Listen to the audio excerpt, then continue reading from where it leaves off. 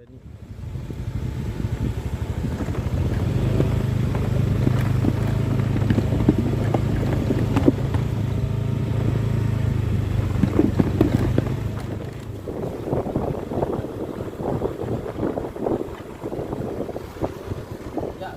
sore teman-teman. Saat ini saya berada di Kecamatan Sabo, Kabupaten Utara, tepatnya di Saiti Beach. Nah, Saiti Beach ini teman-teman baru dibangun beberapa bulan yang lalu dan masih direnovasi beberapa fasilitas yang digunakan di Saiti Beach. Nah, di sini juga di Saiti Beach sudah ada beberapa fasilitas yang disediakan oleh pemilik Saiti Beach ini. Di antaranya adalah parkir, kemudian kamar mandi, dan ada juga kantin-kantin yang digunakan untuk belanja dan membeli makanan dan minumnya.